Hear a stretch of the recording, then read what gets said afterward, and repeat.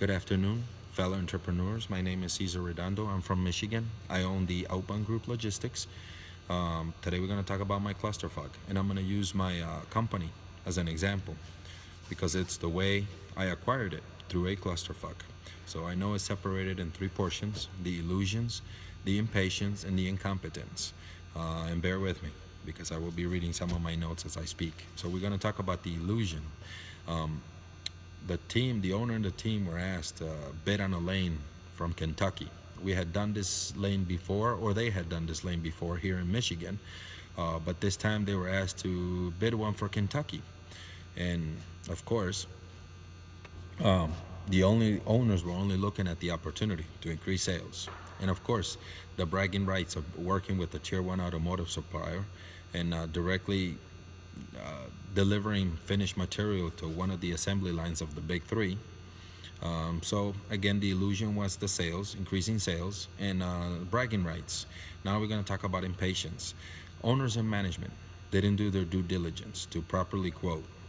Due to lack of knowledge, proper legwork on the cost of doing business in that location, the lane was severely unbid, thus securing the business for the Outbound Group. Very short lead time to kick off the project. Therefore, they rushed on obtaining equipment and staff. They were not selecting in the hiring process. Essentially, they just needed bodies.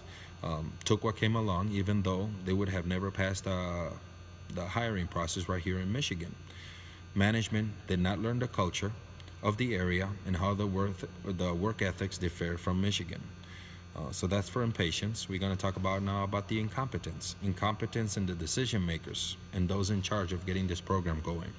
Safety went down there for a weekend, not a week, and pretty much they just hired anybody that they could get their hands off without doing any proper background checks, any road testing.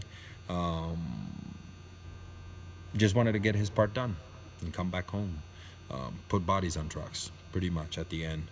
The owner in charge of leading the program is 100% hands off.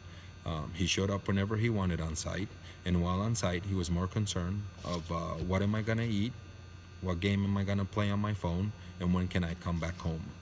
He wanted the glory and the prestige, but was incapable of handling the responsibility of starting and managing an off-site location.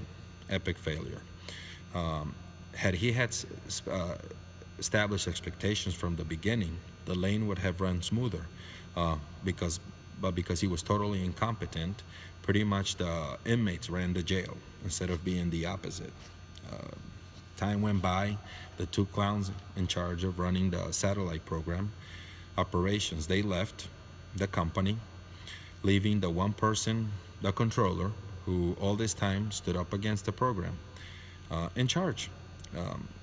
From the beginning, she told them the numbers don't add up, the business doesn't make any sense, company not going in the right way, and time and again she was told your input is not needed at this time. But yet she was the one running the numbers. Had the owner maybe paid attention to her, maybe he would have not backed himself into a corner. So at the end, this clusterfuck led the company to bankruptcy, and thank God, the opportunity for me to buy the Outbound Group to acquire it. So this is my clusterfuck for the day. Thank you very much. Have a great day.